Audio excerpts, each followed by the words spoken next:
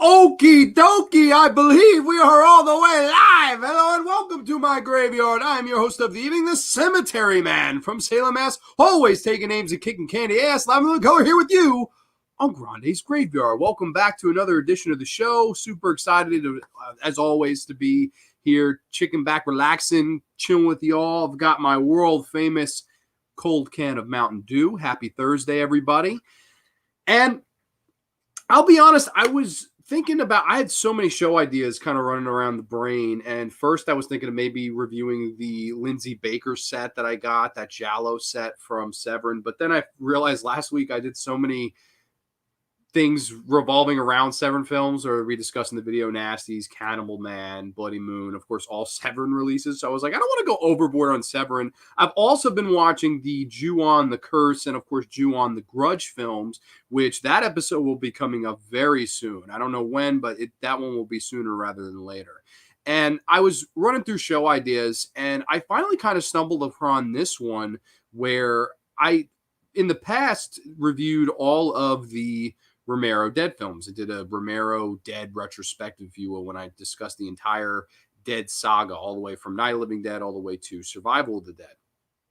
And that was a fun show, but I figured this would be a really interesting show too, would be to discuss the three major remakes from, of course, the original trilogy, whether it be the original Night of the Living Dead, the original Dawn of the Dead, or the original Day of the Dead.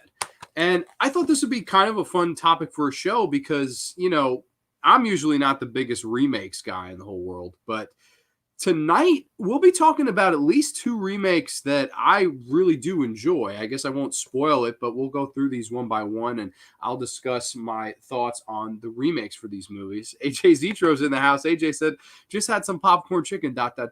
Well, AJ, I was informed by several followers that popcorn chicken has only been discontinued in the Upper East Coast. So that, I guess, is New York included. So I'm fucking pissed because I drove to KFC today during my lunch hour. I was really excited. It was going to give me a big box meal and a large popcorn chicken. I've been getting that for the past, 10 years.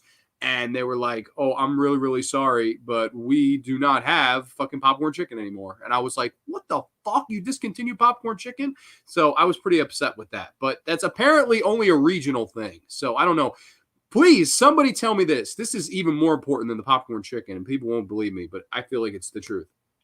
Are the potato wedges discontinued everywhere else too? Or is that also only New York? Because if that's the fucking case, I'm buying a house in Kentucky tomorrow. Okay. I potato wedges and popcorn chicken, that's like my heart and my kidneys. You can't take that shit away. EarRegardlessYT is in the heezy. Thanks for covering these remakes. Yeah, no, this is going to be a fun time covering these because I actually have a lot to say about all three of them, and mostly positive, at least for two of them. And then the last one's going to be a full-on fucking rant, so that should be a lot of fun. So, rocking the Dawn of the Dead beanie, and I did a fan vote on Instagram, of course. I'm rocking the Day of the Dead Fright Rags tee. Of course, you can see the late, great Joe Pilato in the center being ripped in half. I had to represent Captain Rhodes. Not that the Day of the Dead remake represented Captain Rhodes in a good way, but we will get there. So everybody, cheers to a beautiful Thursday night. I've got this cold can of Dew. Everybody, what are you guys drinking? I'm going to pop this son of a bitch open. Oh, love that sound. Love that sound. Cheers to everybody. Cheers to a nice, happy weekend. Oh, man. Always goes down good. Also, before we get into the main topic, Malignant.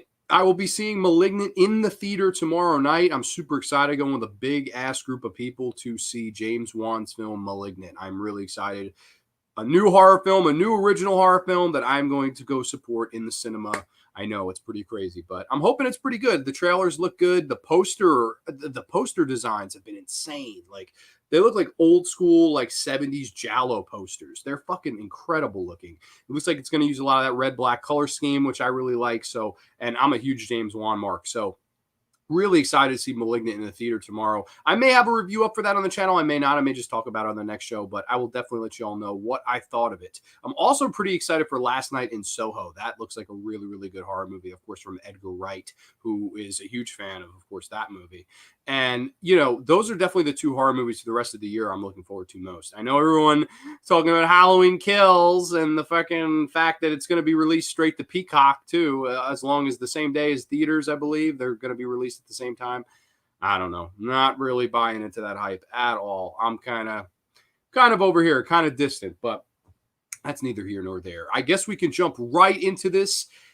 Starting in the year of 1990. Yes, this movie is 31 years old. That's fucking insane, actually, when you think about it. But this is, of course, from legendary special makeup effects man Tom Savini. He took the director's chair in one of his only feature-length directorial films, and this is from 1990. This is Tom Savini's Night of the Living Dead 1990. Yes, Night of the Living Dead 90. Now, I know that there's 100 different fucking versions of this. There's Night of the Living Dead 3D with Sid Haig. There's a ton of remakes of this because, of course, of the whole public domain thing.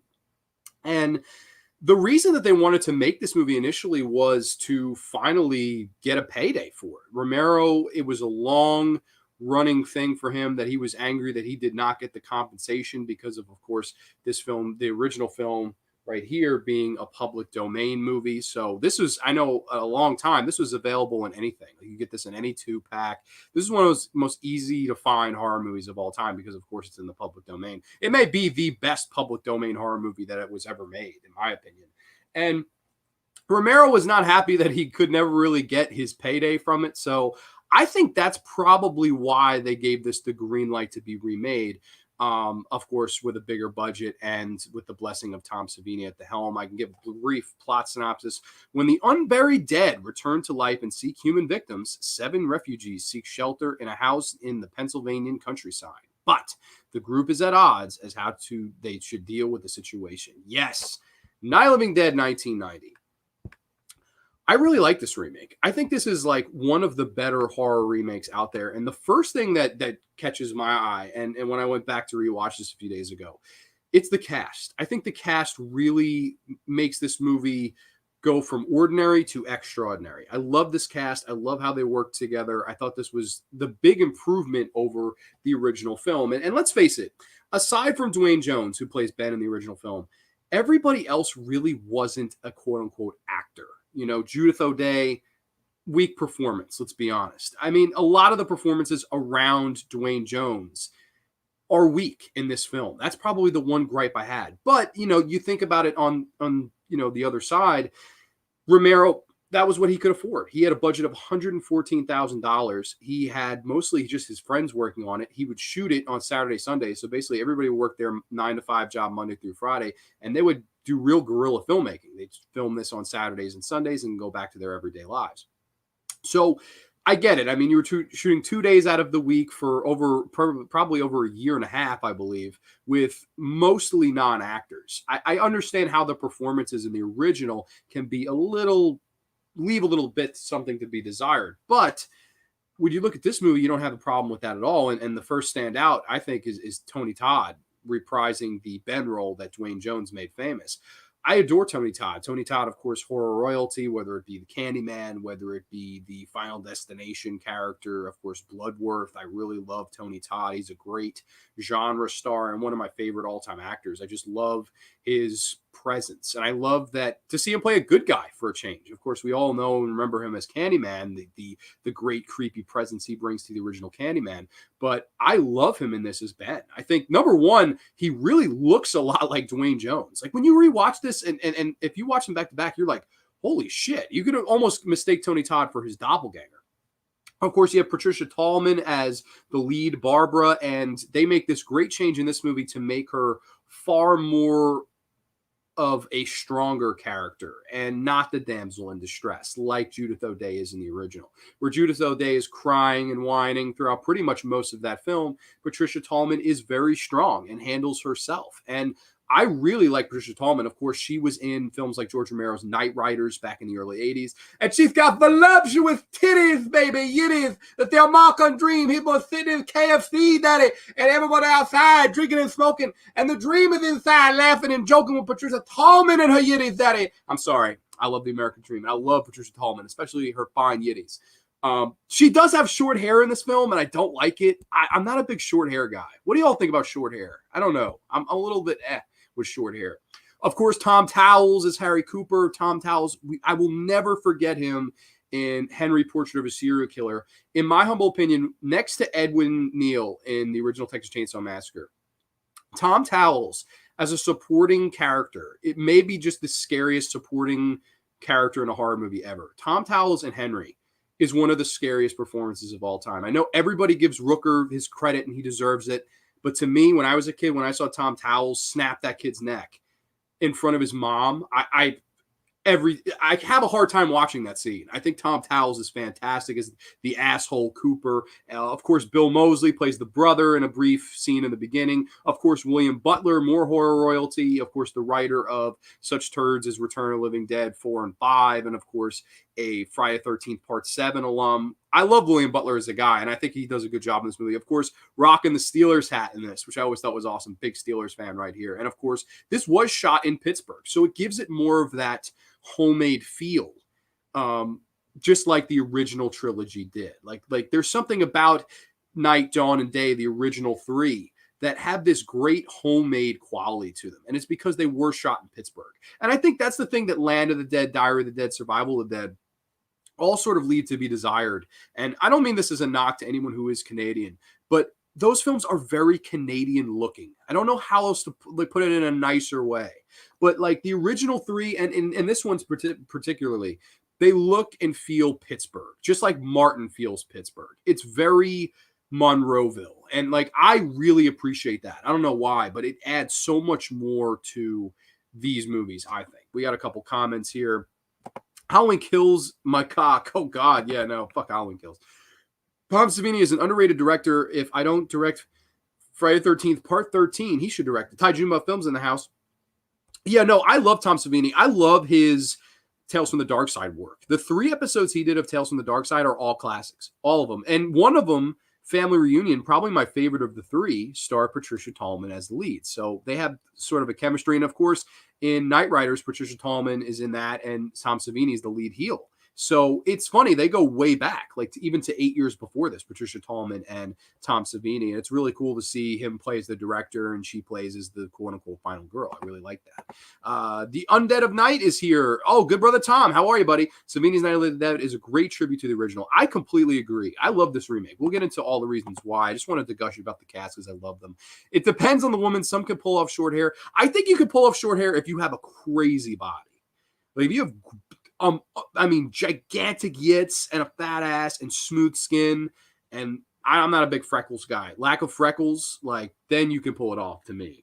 Joan Jett can. There are some women that can. And I will say Patricia Tallman is hot, but oh my God, imagine longer hair. I just think she'd be even hotter in this. But I think actually that would have defeated the purpose because they're really going for a tough exterior for her character. And they really drive that home here. So I love the cast. That's, to me, the most important thing about this movie and why I always go back to it. The cast is fantastic. It's a big step up from the original cast, in my humble opinion.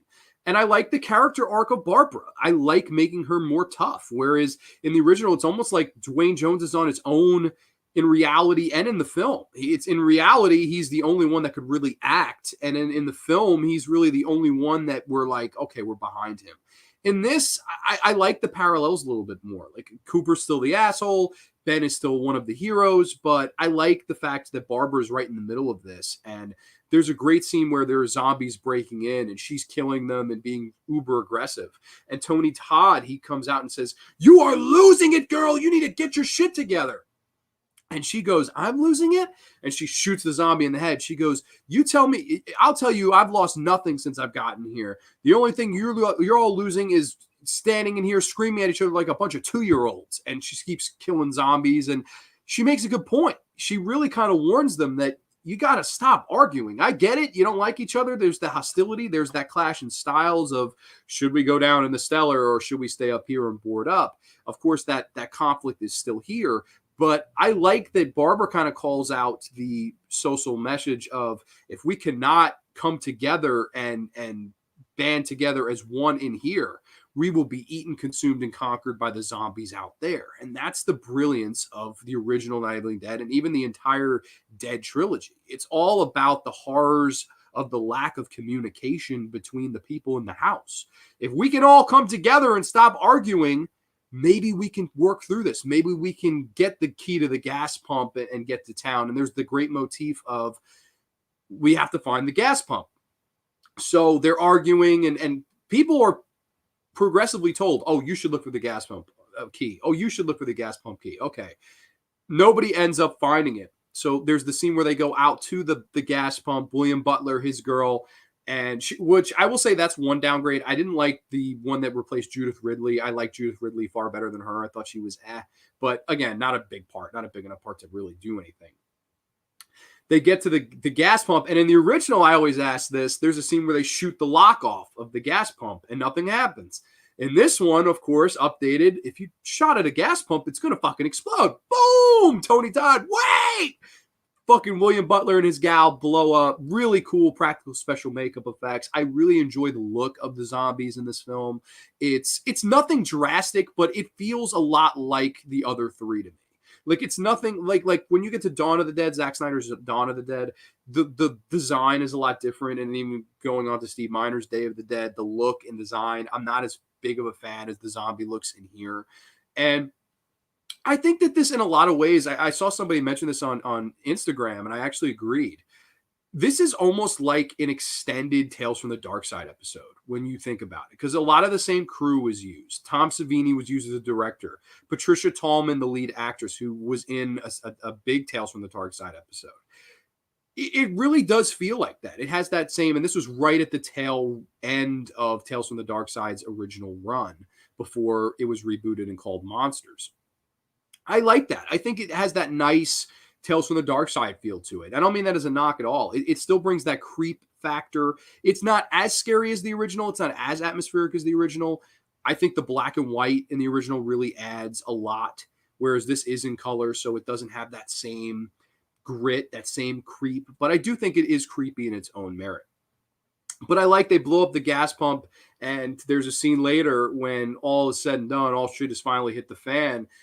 Tony Todd is sitting down in the basement. He kind of turns and he sees gas pump key. It was hanging right there in the basement, right in front of their noses the whole time. And that's, again, another classic Romero thing of, if we could have just stopped yelling at each other and saw past our problems, we would have saw the actual literal fucking key to the gas pump to get to town and to get help.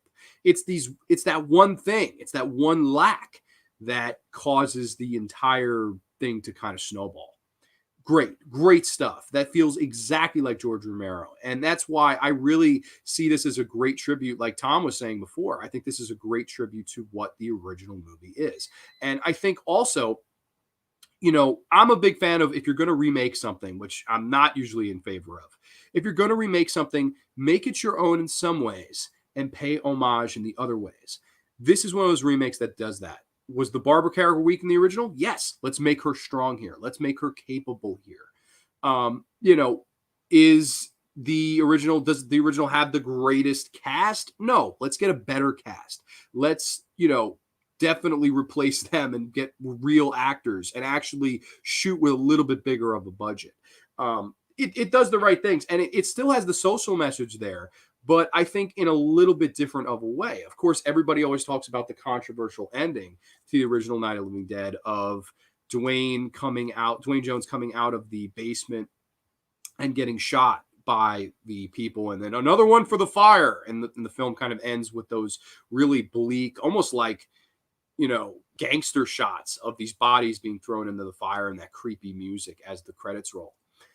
I think in a lot of ways, that's great, and that works for this movie. And I know it was unintentional, especially the stuff with Dwayne Jones. Was he shot because they thought he was a zombie, or was he shot because he was black? A lot of that was unintentional, I believe. But I like that they didn't go back to that motif here. I really like that they had their own spin on the message, because of course the twist here is Patricia Tallman, she runs into the cavalry. The cavalry has arrived. There's a great scene where she sees all of the, people making fun of the zombies, placing bets, having zombie, a little bit what you would see in Land of the Dead, that commentary of if a bunch of rednecks enjoying the whole thing, if you will, like said in the original Dawn of the Dead. She has this great line where she looks and she goes, "We're them, they're us, and we're them." And one of the hillbilly guys go, "What the hell did you just say?" And she goes, "Nah, nothing." Basically saying you wouldn't understand, because this is just absolutely pathetic that it's gotten to this point. I love that. I think that's really smart. And while it may not be the most subtle thing, because she actually does come out and say it, I like that it's there, and I like how it's delivered. I think it's pretty smart. And of course, she goes into the house, and Tony Todd comes out of the cellar. And I'm thinking, when I first watched this, I'm like, is Ben going to survive? Tony Todd comes out, and he is all zombified, and they have to put him down. She puts him down. And then, of course, we see the twist. Tom Towles, Cooper, he went into the attic and survives. You made it. You came back. He goes all babyface, buddy, pow, pow with her. Bam! Shoots that motherfucker right in the head. Tom Towles goes down. Another one for the fire. Every single time I see that, I fucking applaud. That's brilliant, because that's a great thing you have to change when you're making a remake.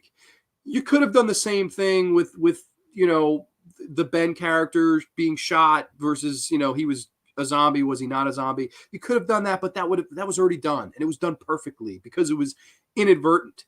Doing this, though, advertently, the guy, he doesn't get bit. Cooper doesn't get bit. He does survive the night with a big old shit-eating grin on his face. And bam, puts him out of his misery, because he was a piece of shit. And that's really the guy that did deserve to die. And I love that. I love Patricia Tallman, how she delivers that's another one for the fire. Really badass. That exterior, oh my God, just really, really good stuff. I really enjoy that. Really do like the idea of having Barbara be an Ellen Ripley, Sarah Connor type. Yeah, me too. That's it, because the original didn't have that. And it's done well. It's not in my face. It's not feminist. It's, I can take care of myself, and I'm a tough motherfucker, and I don't need to hear from anybody that I'm not. And I'm not the one arguing about this. I'm the one trying to fight this. And she even suggests a couple times, they move so slow, why don't we just make a run for it? And they were all like, no. Why not? That would have been interesting to try. I don't know. I agree with you. Land of the Dead is especially very Canadian looking, loses the dirty Pittsburgh feel. Yeah, and I know that, I'm sure there'll be Canadian people who'll be like, oh, fuck you, Grande. But I don't mean it as a not. It's just like, okay, the beauty of those early films was that homemade Pittsburgh feel to them. And the fact that that these extras, they wanted to be in a Romero zombie film, and they worked for $1 and a donut, or, in Day of the Dead, I believe they wore the hat and a donut, or a hat and a coffee or something. And they would go into the local McDonald's dressed as zombies, and everybody would do anything to be an extra in a Romero zombie film. There's something so poetic and homemade about that. That's why I love, the original movie Day of the Dead and Dawn of the Dead and Night of the Living Dead, because you hear stories like that and you know how personal it was to that town. To me, Land of the Dead, Diary of the Dead, Survival of the Dead, they all lose that personal homemade feel. And I think it does take a lot away. It's not a nitpick. It's probably a gripe. And it's a shame, because part of me wonders if he had just shot all three of those in Pittsburgh as well, would it have made a big difference? Personally, I think it would have definitely made some differences. I also feel that Land of the Dead and the rest of them after that, I feel Canadian. I feel a little studio. Yeah, especially because Land of the Dead was, we'll finally give you a budget. You had to beg and bang your head on the door with Day of the Dead and beg old Salah M. Hassanin for the $6 million. I can't release it unrated for $6 million, but we can do it unrated for $3.5 million. So they gypped him. He had to go back and change the entire script. Thus, we get the movie we get in the underground. I mean, this would have been, if they gave George the $6 million in '85. This movie we know today, it wouldn't be the same. We would have gotten a fucking movie that went for it. Balls to the walls, zombie fucking epic. And, while that's all great, and I've read that script, and I like that script, part of me wishes that movie would have been made. I like this better. This was far more up Romero's alley. We just did the shopping mall. Let's go underground. Let's go into the darkness. Let's go back to the roots of Night of the Living Dead. And we're in the darkness. We're arguing again. You have Joe Pilato, of course, Richard Liberty, all of these great, colorful characters. Terry Alexander. We have to be soaking up some sunshine, man, or else there's going to be nothing left. And, all the, I'm running this monkey farm now, Frankenstein. I want to know what the fuck you do with my time. And I love it. What will you do then? Will you blow the piss out of them? All of them? The arguments, again, it's very reminiscent of Night. And I think that's why Day of the Dead, the original, it works. It goes back to the roots. It's less grand as Dawn. Because in my opinion, I don't think you can make a more grand zombie movie than Dawn of the Dead. And that's why this movie really works. I think he took it back. You're not going to give me the money I want? Fine. I'm going to make a scary, effective horror movie. Tom Savini knocks it out of the park with the special makeup effects in this. And I think, to me, it's his magnum opus when it comes to Tom Savini. I don't think there's a movie with better Tom Savini effects than this one right here. That's just my opinion. But I don't know. Part of me thinks, that's a big thing, in my humble opinion. Did you notice the Creepshow Nathan Grantham headstone in the Night of the Living Dead remake? I did not. No. That's awesome, though. I did not notice that. That's fantastic. I have to. That's right at the very beginning, right? When they do the whole special effects scene where, of course, Bill Moseley, they're coming to get you, Barbara. And then, bam, hits his head on the tombstone. I liked that they showed that a little bit more in this, even though it does look quite fake. Day of the Dead, it's one of the best. It's the best one out of the series. See, I know a lot of people that will tell you that. The Day of the Dead is the best of the original 6. Dawn is my personal favorite. This is my favorite movie of all time. But I have no problem with anybody saying Day is better, because I think this is Romero's other masterpiece. Like he has a few masterpieces, but this is, in the Dead saga, this is the other great one to me. It's Night, Dawn, and Day, I think, are all 10 out of 10s, but this one, man, there's something special about Day of the Dead. I think this is one of the best horror films in the 1980s, personally. The Master of Fear is here. Hey, what's going on, good brother Devin? Hope all is well with you tonight, buddy. But I do want to touch a little bit on the special makeup effects. So this was around the time with this particular film where the MPAA was cutting the shit out of everything. Of course, films that are right above my head. Sleepaway Camp 3 was a huge victim of the MPAA of the late 80s, early 90s. Of course, Friday the 13th Part 7 is always one mentioned. One that came out the same year as this, the Texas Chainsaw Massacre Part 3. The MPAA loved to cut movies to shit in the late 80s, early 90s. I don't know why. That was the time, though, where great special makeup effects were butchered. And this was no exception when it comes to being a victim of the MPAA. It's unfortunate, because with Savini at the helm, you would think, oh my God, this must be the goriest remake out there. It's not. It's really, there are good special effects in there. There's a good scene where a zombie gets run over by a car. There's, of course, that scene with Bill Moseley. There's a great, practical blood squibs. There's no CG. This is before CG. I like the practical makeup effects. I personally, sometimes, though, when I watch this, I'm like, damn, if only the MPA hadn't have cut this movie so much. I would love to see those unedited gore scenes, because it would have added an extra layer as to why this remake works. I do think this is a really well done remake, though. I think the only things that it probably takes a step back on are the scare elements and the creep factor. Although it is creepy and scary in its own way, I don't think it is as creepy as this film. I really don't. Like, to me, in this film, when, Karen Cooper comes back to life, and the garden shear, and the mother, oh baby, and being stabbed, and that scream, and the way Romero shoots it, those pan outs, and those really uncomfortable zoom ins on, Helen Cooper's face as she's being stabbed to death by her own zombie daughter. Holy shit. I mean, when I first saw that, and to this day, I think it's one of the scariest scenes ever. Here, I didn't think the Karen Cooper's theme was as well done. Maybe because it's coming more so in this, as opposed to when you first see the original film. I knew it was coming, so maybe that a little bit. But I do think, for what it's worth, I do think this movie has its own scare elements that work well. And I think it still drives home that message of the horrors of lack of communication. And I think it's genius. I really, really enjoy this remake. Tom Savini did a great job. Now, I know there's a lot of controversy with the Blu-rays. You may be wondering, I'm usually a mark at getting the best editions of stuff. There's a whole controversy with this. So Twilight Time, who also released the limited edition Fright Night Blu-ray, which sold out in fucking 2 seconds. The pre-orders for this, Night of Night 1990, they limited to 3,000 copies. It sold out during fucking pre-order. I was like, what the fuck? So I knew I wasn't getting my hands on that. Next thing I know, people got that and they said, this fucking Blu-ray is too dark. You can't see shit. I was like, holy shit, thank God I still have my DVD. Thank God I didn't move away from this DVD. Then in turn, Umbrella Entertainment, they release it on Blu-ray and in a different color grading decide, let's fix what they did wrong. And they made everything fucking really bright. So we have one that's too dark, one that's too bright. Now Sony has come out with one. And from what I hear, it's the best of both worlds. They've fixed the lighting. It's not too bright, not too dark. It's just right. I guess Goldilocks gets her way. And that's apparently the Blu-ray of this to own. It doesn't have as many features as the Umbrella Entertainment one. This one has a really cool making of, though, this DVD here, the Dead Walk making of featurette. I really liked hearing from everybody. I think it was just so cool they got Tony Todd to do this movie. This is right before he had his career-making role in Candyman, and I think he does a great job here as the lead hero. I love him as Ben in this. I think Tony Todd was just the perfect guy to cast, and he gives that great screen presence that a movie like this needs. This is a great remake, in my humble opinion. I would give this, man, I didn't think about ratings before this show.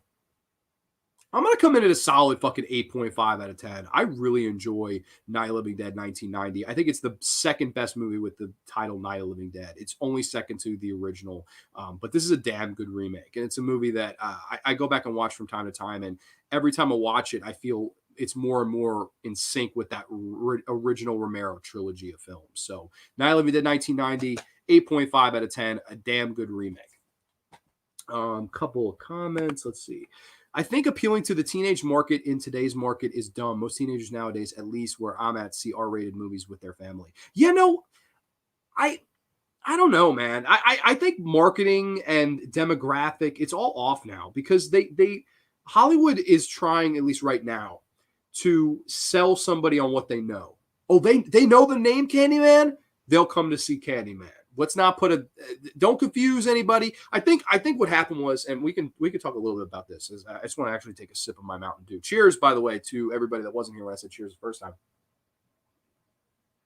If you think about it, I think the movie that really scared Hollywood was the Harley Quinn movie.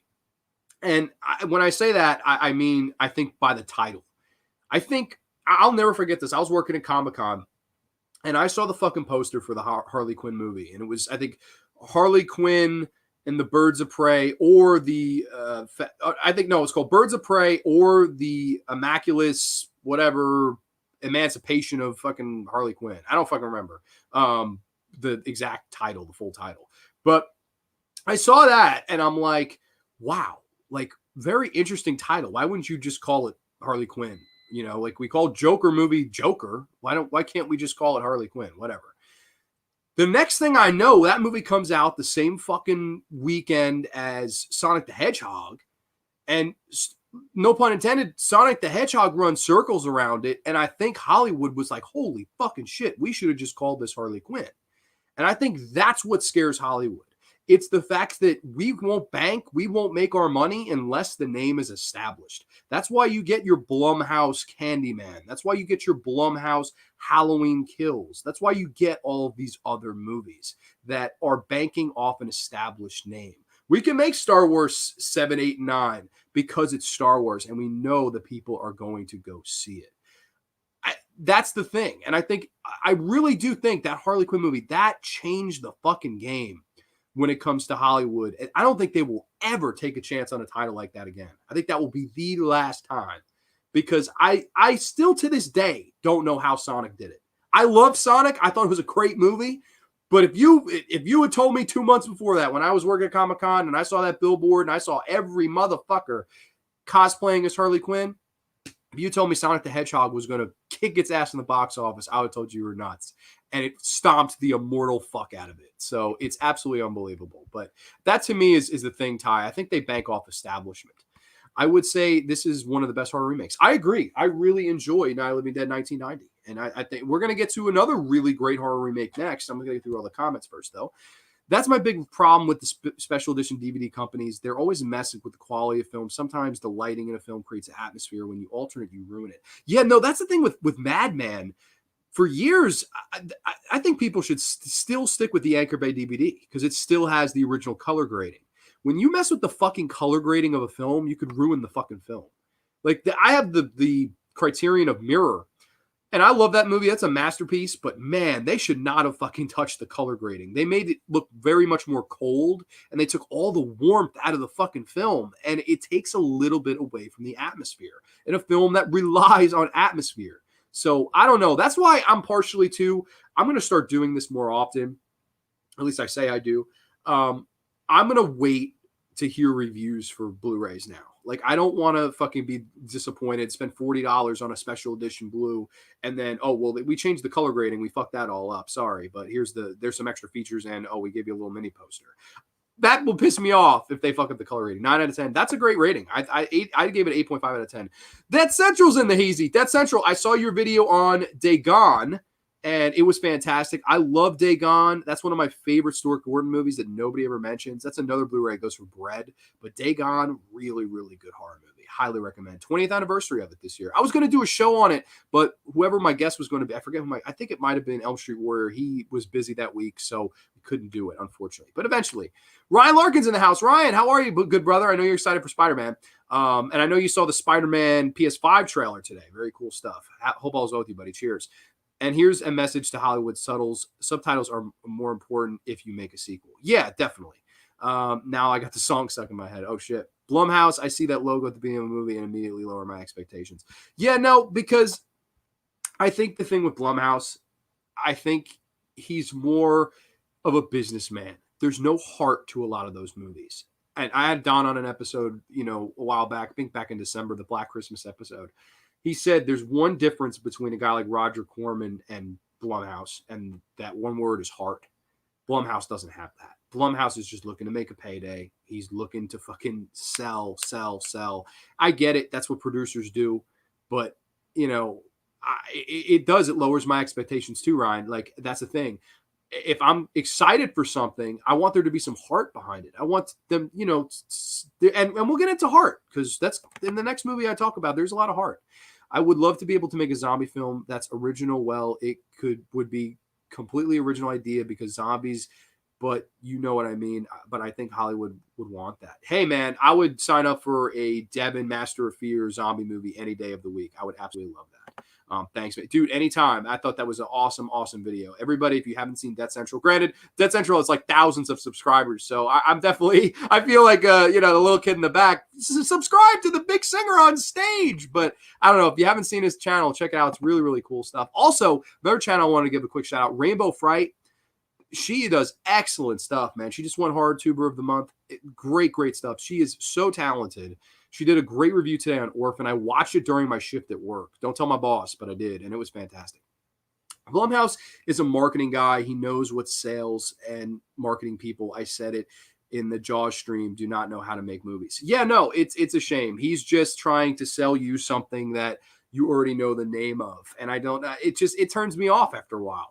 Like, you made an in-name only Black Christmas remake. You made a Candyman movie that, and no one was sure going in, is this a reboot? Is this a sequel? You've made the Halloween reboot that everybody is jizzing themselves over. And, it's going to be on Peacock now. It's just how much established. And then in between, the shit original that you release is shit like Truth or Dare or Fantasy Island. And I'm just like, geez, where is the heart in this? And the answer, to me, in my opinion, there's none. I don't think there's any heart.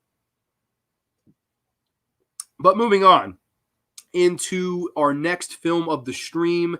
This is from famed director, I guess now. I mean, looking at his career now, it's actually pretty crazy that he went on the run that he did after this. For better or for worse, for, I guess, some DC fans. This is from 2004. This is Zack Snyder's remake of my all-time favorite film right here, Dawn of the Dead. Now, you would think you would have to guess, knowing that this is my favorite all-time movie, that I would hate this, that I would hate the Dawn of the Dead remake, because how can you remake the movie I love most? That's what you would think. That's what you would guess. And, you know, if I was jaded, if I was not fair, that probably would be the case. You know, and I've had people tell me that I'm not fair and that I am jaded. You know, that's your opinion. That's fine. In my humble opinion, no way. I think there's a lot of bad remakes out there. This ain't one of them. Dawn of the Dead 2004 is a fucking phenomenal remake. It's absolutely phenomenal. And I loved it ever since the first time I saw it. And I went in thinking, there's no way. There's no way.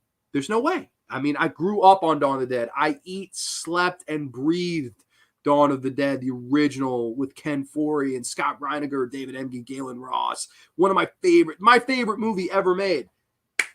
I didn't think it was possible. But Zack Snyder and James Gunn, who had only before this just written the Scooby-Doo movies and got death threats for remaking this movie. He got death threats. You can watch, there's an interview on YouTube where James Gunn discusses the death threats he got for writing the remake of Dawn of the Dead. That's crazy. They fucking gave death threats to the guy. That's absurd. I mean, I love it, but I would never death threat somebody. That's bullshit. But brief plot synopsis, we'll get into this one.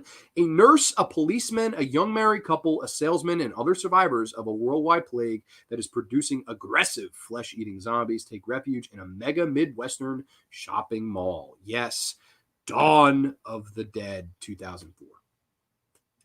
Once again, I'd like to jump into one of the best things about this movie, and right off the bat, it's the cast. The cast is phenomenal.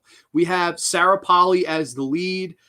Sarah Polley is a voluptuous, fucking beautiful woman. You may remember her from a little movie called Splice, which came out about 10 years ago. Super under-talked about Vincenzo Denali flick. Loved Splice. Of course, Adrian Brody also in that flick. Really, really good body horror, sexploitation horror film. Really, really good stuff, in my humble opinion. And Sarah Polley, baby, let me tell you something. She's voluptuous to look at it, the lead in it. I'm sorry. I love Sarah Polley. I can't help it. Ving Rhames, of course, who we all remember from Pulp Fiction. I'm going to get medieval on his ass. And, of course, I always remember as Leon from The People Under the Stairs. He plays Kenneth in this. I absolutely love him. He's Kenneth the cop, and I absolutely love Ving Rhames. I think he does a phenomenal job in this role, and I think he does a lot of justice. In a lot of ways, it's not the Ken Foree role, but it's damn similar to the Ken Foree role in this, and in a lot of ways where, you know, Tony Todd does justice for Dwayne Jones in the Night of the Dead 90 remake. Ving Rhames does justice for Ken Foree in this movie. I love Ving Rhames. He's my favorite character in the Dawn of the Dead remake.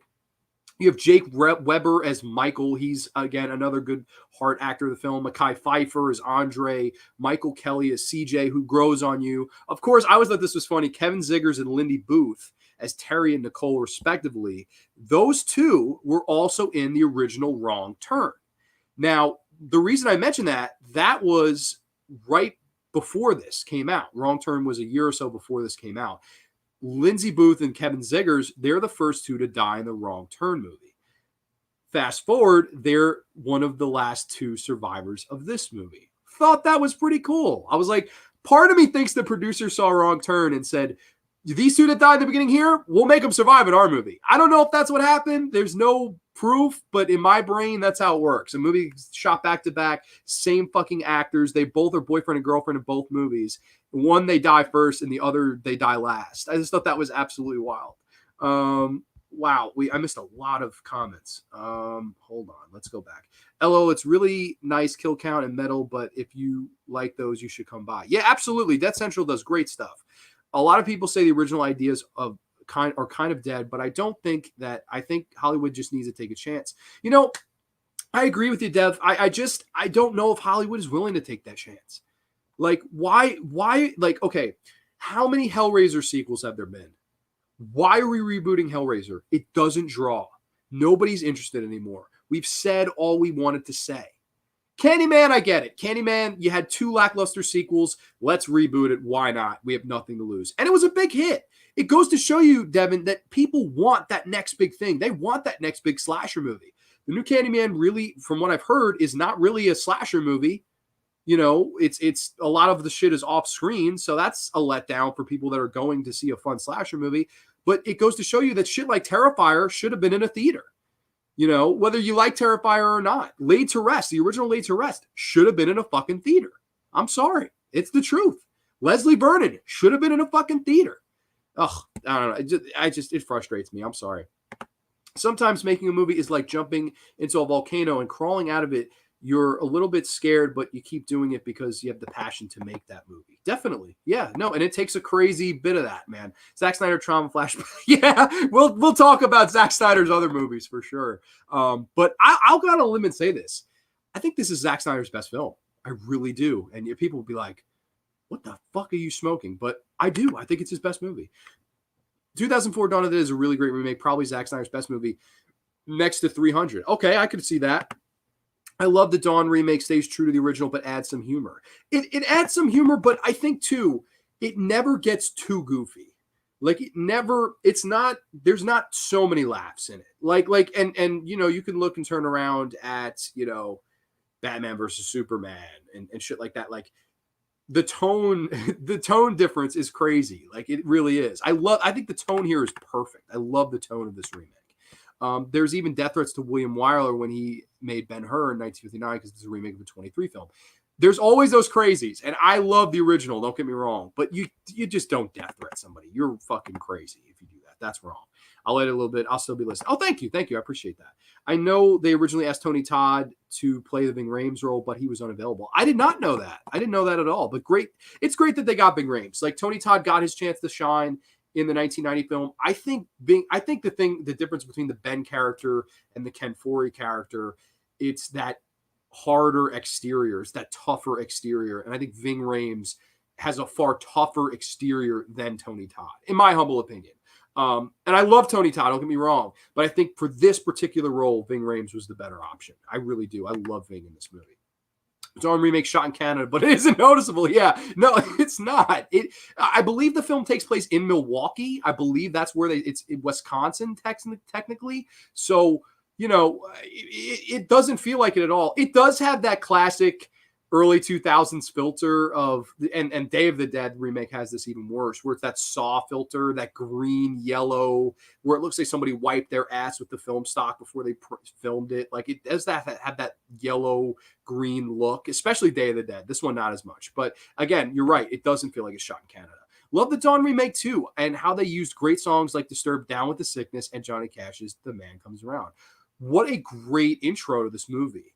As I can walk you through it, I guess. We have Sarah Polley. She works as a nurse. She comes home from a stressful day. It looks like she's leaving as a crazy shift is about to go in for whoever the night staff there. And, you know, if you're a security guard, you know what that's like. A nurse, I couldn't imagine. I think being a nurse is the hardest job in the world. I will definitely take that to the grave, in my opinion. But she comes home from a hard day of work, you know, a little loving with the husband in the shower. Of course, that actor, I recognize him from Saw 4. He's in Saw 4, that guy. I don't know his name. But, you know, whatever. Their daughter comes to them in the morning. Oh, hey, honey. They go, bam, zombie bite to the throat, crazy gore. What a wild fucking ride that original takes us on. And when she goes outside and all this craziness is going on, they get the one guy gets wrecked by the ambulance. Holy shit, and driving, and then when the man comes around, great angels singing, great use of a Johnny Cash song. Whether it be a movie like this and movies like The Battery that use Ain't No Way? I forget that name of that song. Hold my body down, and when I hear that trumpet sound, I'm gonna rise right out of the ground. There ain't no grave. Ain't no grave. That's it. That's a great song too. But a great use of Johnny Cash. And, of course, Down with the Sickness, which Disturbed, I know, bothers a lot of people with the, you know, the fucking noises. I love Down with the Sickness. I think it's a great song. And they slow it down at a part. Come on, get down with the sickness. I like that. It's almost a play on, there's a Screamo version, and then there's this version. Pretty cool. Also, don't know if you know, I made a second channel. We'll start uploading some videos. Ooh, what's the name of it? You can even put the link of it here, buddy, for sure, man. I know you're also Carl the Dinosaur, but if you're going to be making a horror channel, please let us know the link and stuff. And I looked, and behold, a pale horse and sat on it, and his name that sat on him was Death. and hell followed with him. Hell yeah, hell yeah. I like this one too. I saw it when I was a kid. Yeah, really good. Love that song, Down with the Sickness. Yeah, no, I love it. Are you sure? Are you sure a kid dev? LOL. I don't know. Oh, okay. Yeah, I get it now. But that's how you start a film. To me, it's bam, we're right into the action, and we're introduced to our characters. Of course, I think one of the smartest things, you can't outdo these four. You can't outdo these four actors. I think for an ensemble cast, this is the best ensemble cast of all time. The original. They added more characters. They didn't just do four people. They added more. Of course, you have Mekhi Phifer and his woman. She's pregnant. That leads to this like zombie baby scene, which that's a subplot that's very unneeded. It's scary. It's good body horror, but I don't know if it was entirely needed. Like, it doesn't really play the biggest role in the film. Like, you could have easily cut that out, I think. And maybe, I don't know, maybe for some people it really added a scare scene. I think it's a well-directed scene. I just don't know if it had to be in there. That's my thing. Not bad, though. Not bad by any means. You're introduced to, Jake Weber's character, and I really, really like him. He's more of the calm, cool, collected one of the bunch. You have, of course, these asshole security guards at first, but they start to grow on you after, they start arguing and our civilians take control of them. They start to kind of mend the fences between them. There's this one character I love that's across the rooftop talking with Ving Rhames the whole time, Andy. And they're holding up chalkboards to each other and playing sniper games. Oh, shoot Jay Leno. Okay, boom, snipes him. Shoot Rosie, tell him to get Rosie. And they're looking down at the zombies and pretending that they're celebrities. That's in similar vein of the original Dawn of the Dead. But it's not in the original Dawn of the Dead. It's something new, but in that same vein and feel. That adds so much more to this remake. Having that same feel, but not doing the same thing. Very smart, I think. And you really feel for his character, although you really don't hear him say much. You hear him on a walkie-talkie. Like, that's it. They're playing chess back and forth. There's a time in this movie where they do have fun in the mall. They're having a good time in the mall. It's weird. One of them, there's like this one security guard and the chick, they're having sex. And I'm just like, wow, you wouldn't expect that in a Dawn of the Dead film. But, that's why Zack Snyder, I don't know if he was the greatest choice to do Superman. Like, to me, he's rock and roll, tits and ass, gore. That's Zack Snyder. Like, I don't think that's Superman or Batman for that matter. Like, I don't think he should have touched that. To me, maybe Punisher would have been cool. I don't know. I think he could have done way better with superhero movies. If we're going down that aisle, I think Punisher would have been a better move personally. But, I think that this movie, for all the gripes that you think I could give it. Oh, well, the zombies run, Grande. Don't you hate that? No, I don't. To me, I'm in the minority of, I don't care if your zombies run. I don't care if your zombies fucking walk. I care if the movie is good around that. That's what I care. I don't care. I know Romero was a big, I fucking hate if they run. I love the whole Simon Pegg quote, death is an impediment, not an energy drink. And it's not. Death is not an energy drink. It shouldn't be. But I don't mind that they changed that. Okay, they walk in the original. They run in this one. It's a little bit scarier. And it's scary. You see a fucking zombie run at you. That's some scary shit. I totally understand why some people say I prefer the running zombies. I get it. I totally get it. I don't hate it though. Like, there are some people that go, oh, you must hate it because you love the original. No, I think it's good. It's well done. There's a movie that we're about to talk about next, which has running zombies that is shitty, but that's shitty because it's shitty, not because the zombie run. That's just my opinion. And we can open that up to the chat too. Walk, run, or do you agree with me? Do you think it should be just as long as it's a good movie? I don't know. I've always believed that. That's just me though. Let's see. Zack Snyder would have been better suited. Yes, definitely would have made more sense to do a Punisher movie. Why the fuck is somebody like that doing Superman? It doesn't make sense. I don't know if the link is working, but the channel there are no videos right now. Okay, well, I'll tell you what. If and when you do upload, you can be sure to comment on one of my videos, and I will be sure to subscribe, and I can even share it if you'd like. What was the pie fight scene in the original? See, now this is the great old story about this. Apparently, back in 1962, Stanley Kubrick was making Dr. Strangelove. I love Dr. Strangelove. I think it's a fantastic film. It's a great comedy. They had a pie fight scene in Dr. Strangelove. However, they cut it out. Kubrick thought it was too far. He said no. Fast forward here, George Romero gave it the green light. George Romero said, Kubrick pussied out on it. I'm doing it. Fuck it. Let's have a good time at the movies. And that's why I love this movie. Stuff like the pie fight. It's the fact that this is the most grand movie ever made. In a movie where you have great drama elements and fantastic music from Goblin and great characters and a great story and great special makeup effects and a great pace. We also have a fucking pie fight scene with Tasso and Savini and all the boys, the biker gang. It's just so grand. I love it. It fits right in because that movie really was the grandest zombie movie ever. You can send me the link, Devin, because only mods can send links. And I know Grande does not always make. Oh, thank you.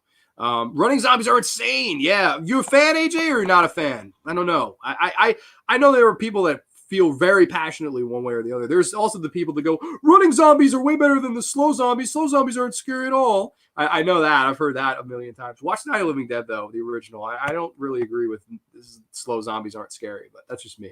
I don't run. I don't care. Walk. Run. Yes, exactly. That's how I feel. I don't really care. I don't really like running zombies, but they are a lot more scary. Yeah, no. And you can think one's more scary than the other. I don't think it matters as much as people say. That's just me. Well, my zombies in the script I have written so far run and jump. They also plan, but I don't want to go too much into that. Wow. Okay. I know Zack Snyder made Army of the Dead, which I still haven't seen. I had no interest to see it, to be honest. Was it anything like this? Anyone who has seen Army of the Dead, was it as good, on the level, in the ballpark? Like, was it? Because I still haven't given it a look. I saw Batista and I said, fuck no. I love Omari Hardwick. I wish Omari Hardwick was the lead, but that would just be too easy. Some other things about this, I think that are really smart, where the original film has so many great character moments, especially in the extended cut. This movie has great characters and great character moments. I love there's a great dinner scene where they're all sitting and talking about not what's going on, not the situation, but they're talking about life. Sarah Polley asked the Jake Weber character, what was your worst job? And he says, I think at being a husband, I was a terrible husband. And everybody kind of just gets quiet. And then she says, well, what do you think your best job was? And he says, I think being a dad. Being a dad was my favorite job. And it's moments like that again harkens back to this and why this works. I think it's those character moments making me give a shit about another character. I really like that. I think that's really smart. And there's a scene also where, after the zombie baby thing, which I can never decide if I like or not. I'm on the fence. It's good body horror, but it doesn't have to be in there. I would love to watch the Dawn of the Dead remake where it's cut out and just see if I like the movie better or worse or feel the same. I don't know. But that zombie baby element, I don't know. That's one new thing they added where I was always mad on. Not bad, not in any way bad, but not in any way that good to me either. I don't know. It didn't add anything to anything. But after that all goes down, Ving Rhames says, and he's a cop in this movie. He goes, I've handed the folded flag to a lot of, widowed wives and their kids. And I always say that I'm sorry, but that was never really what I was feeling. And, what I really was feeling was better them than me. And there are some things worse than death. And one of them is waiting here to die. And everybody just kind of gets quiet. And you realize that they are stalling. They're stalling the inevitable. You can hide in the mall. You can have all the montages you want. And that's why I love the original Dawn of the Dead. It's the montage. It's them after they've gone on the hunt and cleared the mall out. It's having a good time and enjoying yourself. But there's only so much food that's there. There's only so much time you have before you do have to face the music of the reality that's what's going on. And there's a point in this where the characters all look at each other like, we can't stay. We're eventually going to die in here. Something will eventually happen.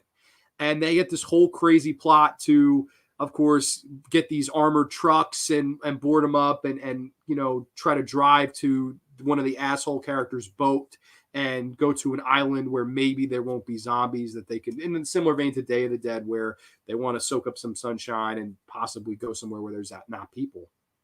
And, everybody's like, this is a crazy idea, but I'm in. Again, exactly like the original. Why not? Why not go out and risk our lives and do this crazy shit for something that's maybe there, maybe not, just because it's better than waiting here to die. It's better than stalling the inevitable. Brilliant psychology. I think that James Gunn he doesn't get a lot of credit. I know Zack Snyder gets a lot of the credit for this film, but James Gunn got it. And I love James Gunn. I love Guardians of the Galaxy. I like the Scooby-Doo movies. I said that. I like the Scooby-Doo movies. I don't care what anybody fucking says. I think the second one's better, personally. I like James Gunn. I think he really got what the original was and what new he had to bring to this. And that scene in particular jumps out to me. That's the scene where I'm like, they got it. They completely got this right, in my humble opinion. I prefer the shuffling zombies because if I get asked to play one day my fat ass will not be able to run. Dude, I'm right there with you. If I ever got to be a zombie in a movie, I would want to be one of the walking ones, because if my fat ass starts running, I don't know. I don't know if people are going to run. Army Day was very meh. That's what I heard. Don't throw a grenade at my zombie because it might just throw it back at you. Oh my God, wouldn't that be something? Tom says, yeah, the character interactions made them more real. Easy to care what happens to them. Yes, definitely. I do think, for what it's worth, there is maybe one too many characters. Like, there's a couple where I'm like, geez, I don't remember that guy's name. But there's a couple, I like the guy, the asshole character. He's also in Modern Family. Everybody knows him. I don't like Modern Family, but everybody knows him from that. He even did an interview on the new Blu-ray where he was talking about, I remember doing this movie, whatever. But, the main standouts, it's Sarah Polley, Ving Rhames, the voluptuous Sarah Polley, Jake Weber. I really like those three. And I really like the character CJ. I thought he was really likable because at first he's an asshole and, you kind of move on to hate him. Vice versa. He's an asshole and you go on to like him. I definitely think the brilliance of doing the cameos in the Dawn of the Dead remake was really cool. You have Scott Reiniger. He's as like this army general, briefly on a TV snippet. You have a sign in one of the stores. If you blink, you'll miss it, but it's in one of the stores. You'll see it says on a sign, it says Galen Ross, of course, tributing Galen Ross. And my favorite of the cameos is Ken Foree. Ken Foree's playing this like religious nut, and hell hath no fury, because when there is no more room in hell, the dead will walk the earth. What a cool cameo to get the most famous line of the original Dawn of the Dead in this movie from the same guy that said it, because nobody else could deliver that line as calm, cool, and collected as Ken Foree did. And they get him through this cameo. Really cool stuff. And I like that before it, he's saying that the reason all this is happening is because of all these anti-God reasons. I just thought that was great. He's like, killing unborn babies. I was like, oh my God, Ken Foree is guy. He's wearing this giant cross and he's on one of those like clearly staged. I thought that was a great cameo. One of my favorite cameos of all time is Ken Foree in this, and getting that line in there. Absolutely brilliant. I like that they really did pay homage, because I know there's a lot of remakes out there. They don't give a fuck about the first one. They don't give a fuck about, oh, Galen Ross, I don't give a shit about you. And they stiff arm to the side. They didn't get her back to film anything. I don't even know if they asked or she declined. I know she's tough to work with. At least that's word on the street. But just putting her name in the window, okay, Galen Ross, we know that you appreciated the first one. At least the production designer and James Gunn definitely did. I think Zack Snyder did too. And I think they were on, thin ice. You're remaking my favorite movie of all time. You're remaking a movie that most consider the most epic, greatest zombie movie of all time. And somehow they pulled it off. They really did. It's no short feat, I think. I like the Scooby-Doo movies, but I would like to see the original cut. But we got to see Shaggy Smoke Pot and Velma Daphne have a kissing scene. What the fuck? I didn't know that. Oh, hey, Internet's Eric here. What's going on, good brother? My man Grande, what's the current subject we're bullshitting about? Dawn of the Dead, the remake. We are doing remakes of The Living Dead tonight. So I'm thrilled that you stopped by. Also, if you guys haven't seen Eric's channel, he is doing a Stand By Me retrospective on Saturday. One of my favorite all-time movies. In my top, I think 5. It's definitely in my top 10. I did a top 20 list, and that's in my top 10. I love Stand By Me, one of my favorite movies of the 1980s. I don't like sitcoms, to be honest. I don't like Modern Family. I don't know if it's child nostalgia, but I do too. And maybe it might be. Don't forget Savini as the sheriff. She's a Twitcher. Yes, Savini is definitely had good cameos in here. They do use a lot of CG, but when they do use the practical, I think the practical gore is well done here. There's very little not to like about this movie. The baby zombie subplot, maybe that could have been taken out. I think the movie goes at a great pace. I think it never really lets up. It's very interesting from beginning, middle to end. I like all the characters. I like the mall setting. The mall is obviously not as iconic as the mall in the original film. It's just not. They don't do that much with the mall. Like, there's no arcade in this one. There's no, ice skating rink in this one. But what malls have that, especially now? Like, I've never been to a fucking mall where there was an ice skating rink. Like, never. I don't know if you have been, but, it is what it is.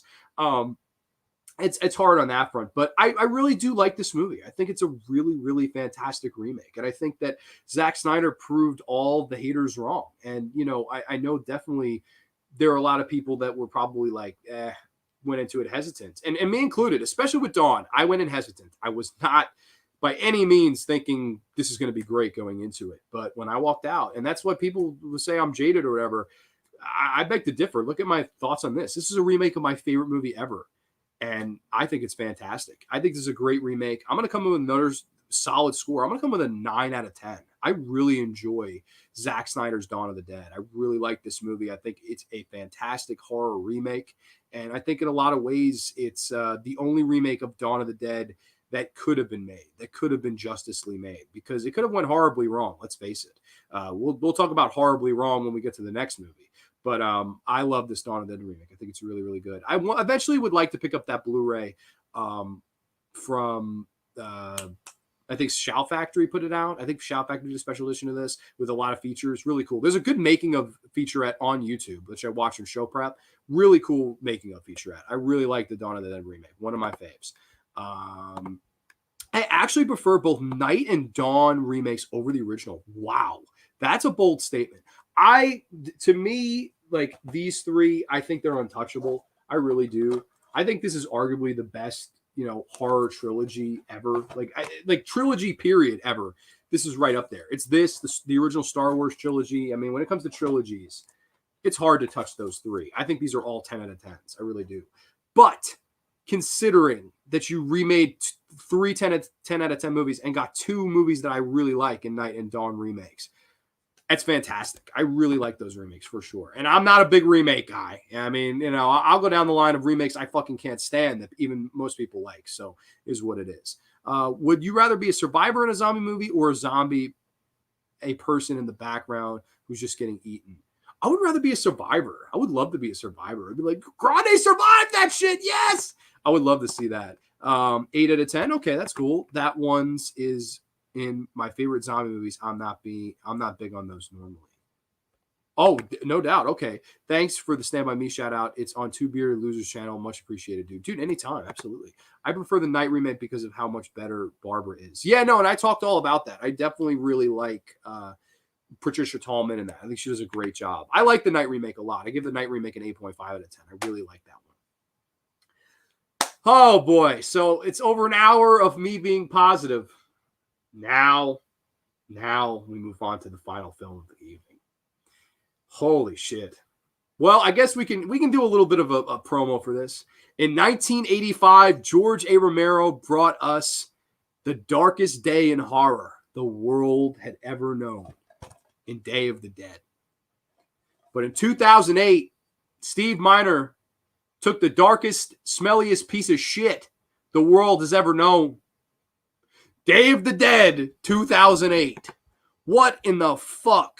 All right, plot synopsis, and then we're going to get into this fucking turd. When a small Colorado town is overrun by the flesh-hungry dead, a small group of survivors try to escape in a last-ditch effort to stay alive. Yes, Steve Miner. Now, Steve Miner, he's a horror legend. I would say a master of horror. I mean, you have Friday the 13th Part 2 and 3, iconic horror movies. Everybody loves Friday the 13th Part 2 and 3.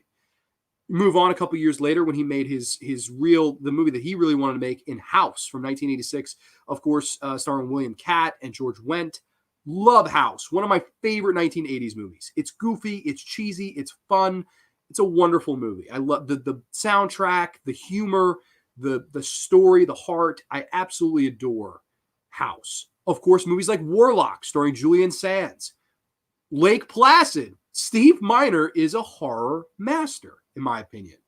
In my opinion, he is. With or without this movie, he's a horror master. So you can imagine when I heard they were going to remake Day of the Dead. In the back of my head, I'm going, well, Night of the Living Dead 90 was great, and Dawn of the Dead 2004 was great.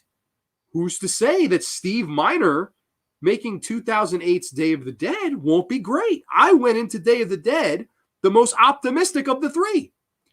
And holy shit, was I let down by this piece of shit. So right off the bat, the other two movies I talked about tonight, the first thing I jumped out was the cast and how great the cast is in both Night of the Living Dead 1990 and Zack Snyder's Dawn of the Dead 2004. This fucking cast fucking stinks. We'll start with the lead, Mina Suvari. I love Mina Suvari in American Beauty. I love her in films like Stuck. She is, and I am not even kidding you, and this is coming from a fan of the actress, she's sleepwalking through this fucking movie. This was a paycheck. This was, fuck you, I need a new pair of boots and maybe a new fucking car. This was a paycheck for her. There's no convincing me otherwise. The worst thing in this movie, Nick Cannon. Nick Cannon as Salazar. What in the hell? You went from Dwayne Jones to Ken Foree to Terry Alexander to fucking Tony Todd to Ving Rhames to Nick Cannon. This ain't Nick at Night. This ain't fucking Teen Nick. This isn't Channel 33 at 8:30 at night. This is Day of the Dead. Why is Nick Cannon in this fucking movie? What were they thinking? Whose idea in the producer's room was saying, oh, let's let Nick Cannon be a star? That says movie star to you? Nick Cannon? What the fuck? Get Kel Mitchell. Get Kel Mitchell to be in the fucking movie. Get Kenan Thompson to be in the movie. You get fucking Orlando Bloom to be in the fucking movie. Orlando Brown to be in the movie. Anybody but Nick Cannon and Wildin' Out. Go fuck yourself, Nick Cannon. You have no talent. I have more talent in this pinky now than you do in your entire fucking body, and you go fuck yourself. Sorry, but I hate Nick Cannon. I'm sorry. I maybe went too far, but I don't like Nick Cannon. He's a piece of shit, and he sucks in this movie. Let's see. I had a great idea for the Day of the Dead remake. What if he made, I guess this time, a 6-star General Rhodes fight the zombies, and he's like well, hey, you know, the Rhodes in this film acts nothing like the Rhodes in the first film. Let's get Ving Rhames back and kill him. Horrible. Horrible. Is this... No way. Day of the Dead 2 Contagion is Creepshow 3 level. Day of the Dead 2008, at least it has a budget. At least it has Anna Lynn McCord's Yiddies. Like, well, granted, you don't see them, but like, at least it has Anna Lynn McCord, who's hot. And I think she's a low-key scream queen. Master of Horror, that's my new channel. It's funny you actually said, oh, wow, okay. Steve Miner. That's right. Steve Miner, who had made so many movies I fucking love, somehow made this movie. I don't know if somebody fucking gave him some bad shit to smoke. I don't know, man. We don't say Creepshow 3 is the worst movie ever made. I'll go out and say it. House is one of my oh, dude, I love it. House is up there with Shaun of the Dead for combining horror and comedy. Yes, and it's fantastic. I love House. I think it's one of the better horror movies of the 1980s that very few people discuss. Cannon is a douche. Nick Cannon fucking sucks. Nick Cannon is the worst actor of the entire saga. And that's saying something because there's some shitty actors in fucking Diary of the Dead and Survival of the Dead. But I can't stand Nick Cannon. Get Denzel. Dude, get anybody else. Anybody. How do you piss on the legacies of fucking Ken Foree and fucking Tony Todd and fucking, oh my God, and Ving Rhames and Dwayne Jones and Terry Alexander, and you get this fucking guy, man? Fuck. What the fuck? I don't know if it was a move to say, hey, let's draw on the teen audience. I don't know if somebody said Nick Cannon will draw. I don't know who said that, but they should have got 3 to 5 years for saying that. Man, you must hate this movie as much. No way. I'd rather endure physical torture than watch Creepshow 3 again. Michael B. Jordan would have been fucking fine. Any fucking buddy would have been better. I would have rather have seen Kel Mitchell, who I love. I love Kel Mitchell. Give me Kel Mitchell in this. Instead of C. Dick Run with Kel Mitchell, give me Kel Mitchell here. Would have loved it because Kel Mitchell has a personality. Kel Mitchell's likable. Nick Cannon has no personality. He's unlikable. He's untalented. His character's name is Salazar. I honestly, if I didn't have the IMDb actor page up, you wouldn't even remember his name. It's just Nick Cannon. Oh, now there will be a date. Will there really? You're kidding. Oh my God, I hope you're kidding. Heck, get Michael Jordan, not that funny Michael B. Jordan, get the real Michael Jordan. Fucking Michael, can you imagine? Instead of Space Jam 2, he makes Dave the Dead the remake. Can you fucking imagine? He wearing a Toon Squad jersey, killing zombies. That would be great. Day remake is so bad, I own it and can't remember a thing about it. It's a fucking piece of shit. I watched it last night because every time I watch it, it leaves my brain in T-minus 2 minutes. And I figured it would be the only way to get it fresh in my mind. Man, the way you were talking about this movie, I thought you were going to... No, that's just Nick Cannon. Nick Cannon's as bad as Creepshow 3. But I don't know. See Dick Run sounds like a great movie. No, it's actually... Now, people, I'm a big Kel... See, this is proof that I love Kel Mitchell. I've seen a lot of Kel Mitchell movies that like nobody ever talks about. See Dick Run is this great movie where Kel Mitchell plays this like player. And he's banging everybody. Everybody wants... his dick, and then he wakes up one day and his dick has been stolen. And the entire movie is him trying to find his dick. I swear to you, it's a real movie. Find it. It's fantastic. It's a lot better than Kenan Thompson's dick movie called Wieners, which sucked. I love See Dick Run. That's a really, really good cult. Hopefully it becomes a cult classic. But, I just think Kel Mitchell would have been better. Anybody, if you're going to go cast a Nickelodeon star, get somebody with talent. Holy shit. Master, come tell me in the comments on your new channel that you start. Oh, yeah, totally. Same here.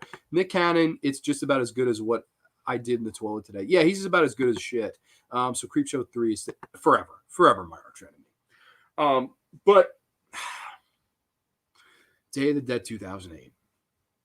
I don't know what the fuck happened. Like, okay, and your cast stinks. You bring back Ving Rhames and promoted him like he was going to have a big part in the movie. He's Rhodes. He's Joe Pilato's character. He's Rhodes, acts nothing like Rhodes, and gets killed in the first 20 minutes. What? Why would you even have Ving Rhames in the movie if you're going to kill him in 20? Why would you do that? Have Ving Rhames just reprise the role he was playing in Dawn of the Dead or a similar character, because he was so likable and so good and brought so much to the table of that movie. And fucking instead you have Nick Cannon as like this. He starts off as like this pervy asshole, and towards the end he's like, you're supposed to gain like for him because he helps, making, I don't know, he helps like Mina Suvari get out of something, and you're supposed to, that's his arc where he went from a horny asshole to, oh, I helped you now. That's a bunch of bullshit. It doesn't work. It falls as flat or as lifeless as a fart in church. It's a flat character arc. And whereas the other movies did characters so well, this one does it horribly. Michael Welch is in this film. Of course, you may remember him from All the Boys Love Mandy Lane. He's in this film. Nothing really to do. Annalyn McCord, she's beautiful, and she's been in a way better movies than this. Excision is a great body horror film that everybody should see. She's fantastic. In my opinion, a very low-key scream queen that nobody ever talks about. Beauty, brains, great actress. 68 Kill, another great movie with Annalyn McCord. She's just one of the better actresses out there when it comes to genre films, I think, and doesn't get enough love. But even she has nothing to do here but be the damsel in distress. And it's really, when I've seen her play so much more diverse roles, to see her here kind of be wasted like that, it's infuriating.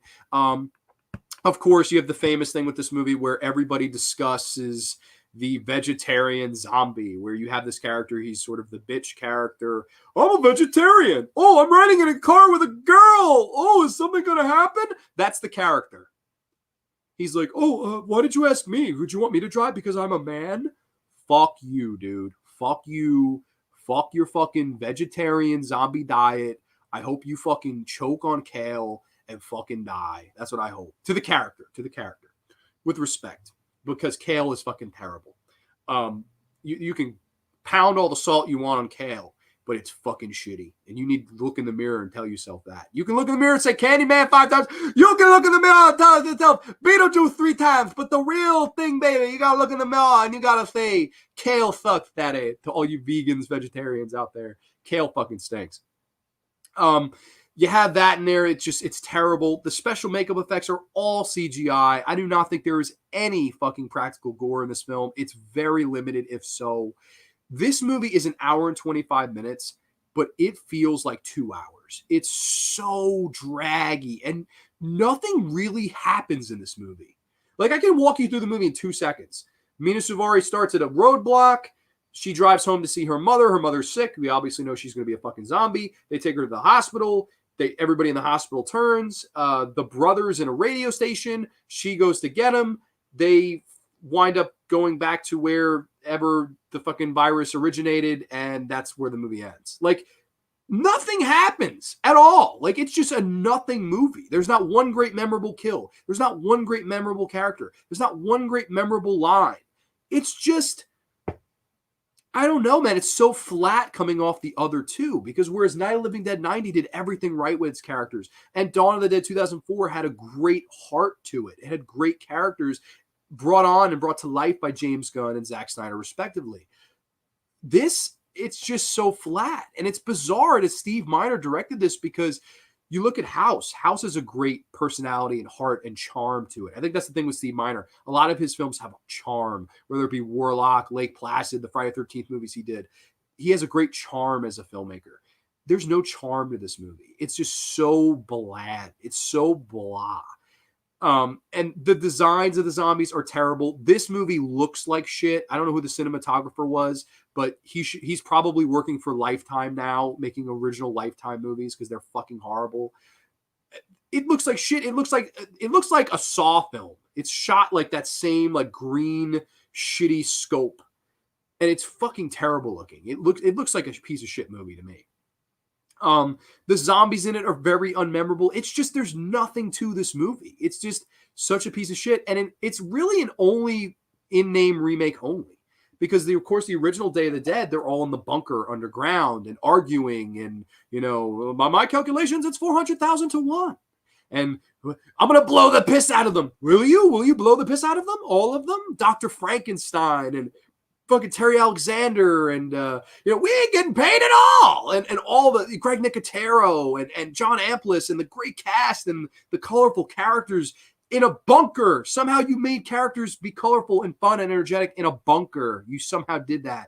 Here, it's just you're in a radio station, you're in a nursing home, you're here, you're there. It's just, it never gets settled, and it never gets going. It never shifts gears. This is the Day of the Dead remake is up there with one of the worst ever. It's possibly a top 10 worst remake, because it really is an in-name only remake. There's not much else remade about it. There's the Bub character, I guess, is the vegetarian zombie. That was their big, we'll do Bub, but we'll make him a vegan. That's smart. No, it's not. It was fucking horrible. It blows my mind sometimes, man, when you think about this movie, and like, part of me wonders if Hollywood had really got behind this. It maybe bring Zack Snyder back. Maybe bring Zack Snyder and James Gunn back to do Day of the Dead. And maybe make the Day of the Dead screenplay that Romero initially wanted to make. You know, because the zombie movie was booming around the time of Shaun of the Dead, the Dawn of the Dead remake, and, of course, Land of the Dead. Those were those three in a row. And, of course, who could forget 28 Days Later? The zombie movie was really booming at that time. It would have been smart to maybe wait a year or so, maybe 2006, 2007, and say, hey, we want you to do the remake for Day of the Dead now. I don't know. From a capital standpoint, that would have made sense, in my opinion. But instead, this goes direct to video. I don't believe it was originally supposed to go direct to video. From what I remember, they released the trailer of this and took it down within less than a day, because everybody fucking freaked out and was like, are you fucking kidding me? And that's at least where my memory serves. I could remember the backlash even then, you know, and this is before I was even on social media. So I can even remember reading the comments on YouTube being like, oh my God. And then noticing the next day at school that they had taken it down. And then this movie was delayed for quite some time. It was originally finished in early 07, didn't come out till I think mid 08. So it kind of was shelved for a while. You can totally see why. There's nothing to this movie. There's no heart. There's no gore. There's no great character. There's no great standout performance. This is just an in-name remake that cashed in on the name and tricked the fans that love this movie. And the people that liked the Night and Dawn remakes. If you like the Night and Dawn remakes, why wouldn't you go see the Day remake? Why not give it a chance? Even if you were skeptical going into those two, they both did it well. Whereas the remake to this does not hold a single fucking candle to Day of the Dead 1985. This is a masterpiece of horror. Day of the Dead 2008 is the darkest piece of shit the world has ever smelled. And I'm going to come in with a rifled score of a 2 out of 10 for Day of the Dead 2008. I fucking hate this movie with a passion. Wow, we have a lot of comments though. I'm sorry. Day of the Dead TV series will premiere. Wow. So Chucky and Day of the Dead are getting a fucking series. What the fuck, man? Can we get anything? Thank God for Malignant tomorrow. I'm excited. Grande, I need him to make a video of him burning Creepshow 3. Oh my God. I did a worst remake show, but I was censored. That was back when I was in the studio. I should do like an unbridled rant on Creepshow 3. That would be a lot of fun.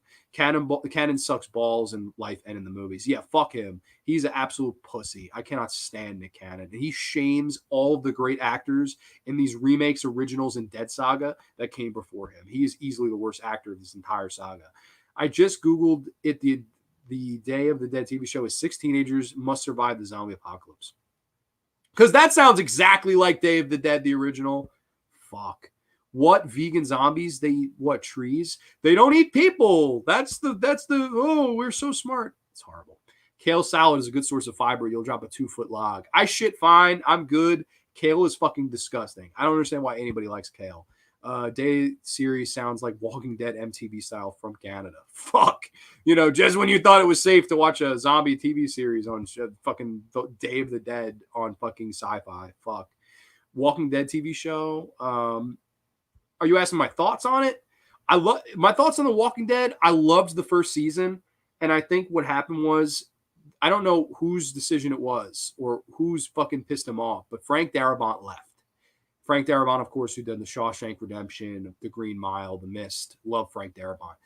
When you got rid of Frank Darabont, you got rid of the creativity and the heart that show had, and it fucking suffered from there on out. I watched the first 3 seasons. I liked the first season. That's it. That's the only season of it I liked. And it's a shame because I really would have liked to have seen what more Frank Darabont would have given us. But, of course, some producer asshole stopped that. I'm out to say, do you know what I mean to start my script for Day of the Dead and make it into a fan film? I could come up with a better remake idea than Hollywood right now. Okay, it would be hard to remake this movie now because of its simple themes. It really would be. But I would make Romero's script, make the script he made, and go for it. That's just what I would have definitely tried to do that. Like, if you're going to remake this, use the script that he never could. If you have the money. And they didn't have the biggest budget in the world to make this, but they had a budget to make the Day of the Dead remake. So I don't know, man. That's what I would have personally done. Oh, Bub. Okay, yeah. I mean, we all remember the vegan Bub. Did you watch the latest What If episode? No, I haven't. Do tell. What was it about? I'm sort of on the fence with all these, like, I like Black Mirror. I thought the new Twilight Zone was terrible. I didn't care for the new Twilight Zone. I don't know. It's tough with horror television series because, like, American Horror Story, we were talking about that on the Roundtable episode. It doesn't do it for me. It just doesn't. I don't even think it's really supposed to be for our demographic, like the diehard horror fan. I don't think American Horror Story is for that person. I think it's more for like the casual fan.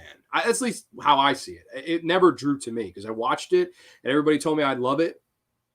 And I just kind of threw up my arms. I was like, what the fuck? Like, this is not anything that I would like, and then there's the same people, and the same thing with The Walking Dead. All the people that love The Walking Dead, they didn't even know what Day of the Dead was, half of them. Like, I remember going to the convention and where I met George Romero and actually got him cool enough to sign this Blu-ray, one of the last conventions he ever did before he passed. May he rest in peace.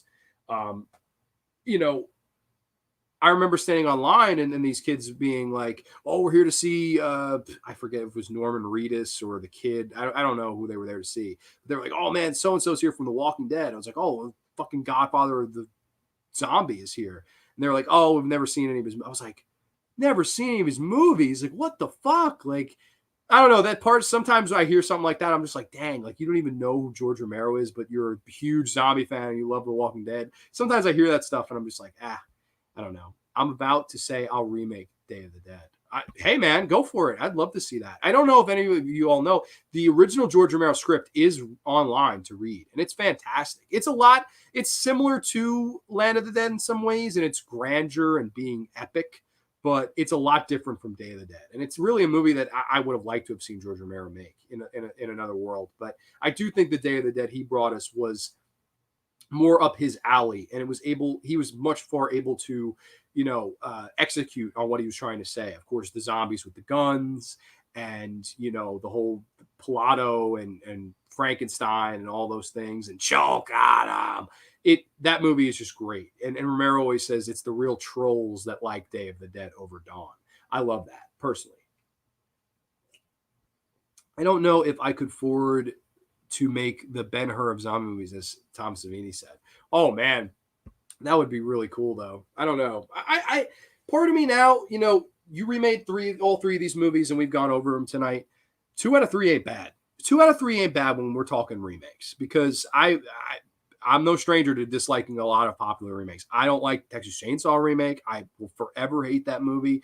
To me, if you love the original for what it is, it's so hard for me to understand why you like that remake. The Hills Have Eyes, I think, is a good remake, but there are some people that are like, oh, it's better than the original. No way. No way. Same thing with Last House. Last House is not a bad remake, but again, you're missing David Hess. You're missing the raw, fucking gritty feeling of the original Last House on the Left. That forbidden factor. That's what that remake is. It's very tame and very Hollywood, the Last House on the Left remake. That's, but it's not bad. It's a fine Hollywood adaptation of a gritty video nasty film like, Last House on the Left. Of course, I know Halloween remake gets a lot of shit. I don't hate it. I don't think it's great, but I don't hate it. I definitely don't like fucking freak out about it. Elm Street might be the worst. Elm Street would be my least favorite of all the horror remakes. I think it's the biggest kick in the balls to an original film. Day of the Dead's a big kick in the balls too, but I don't know, not as big as Nightmare on Elm Street. That's a Nightmare on Elm Street with Jackie Earle Haley was a big kick in the fucking balls to me. That was a piece of shit movie. You like Rob Zombie's Halloween? I love that movie, but not the second one so much. I honestly, I don't mind it. I don't hate it. Like, there are some people that they're like, this is the worst. This is the worst one. Long Live Resurrection. This is better. Like, I don't feel like that about it. Here's my thing with that particular one. The first half of it is great. I love Dave Farch as Michael Myers. I like the Loomis character, of course. I can't think. Malcolm McDowell. I like the whole family element and the way he kills all of them on. I like that. I like before it once it's remaking the original, that's where that movie falls off for me. When it's Haddonfield and Halloween, that's when it starts going downhill, because you can't remake that part of Halloween. But the new stuff he brought to the table, I didn't mind it. I really didn't mind it, in my opinion. I just didn't. I thought it was interesting. And like, I get it that they took away everything that made Michael Myers interesting, and it was the inhuman patience and the fact that he didn't say anything, and instead you made him an animal killer like a lot of real serial killers. I know that movie, what happened was they messed with the character and it rubbed people the wrong way. And I get it. I hear you. Trust me. But I've seen a lot worse. Rob Zombie is a fuck ton better filmmaker than Marcus Nispel. Rob Zombie is a fuck ton better filmmaker than Samuel Bayer Ass.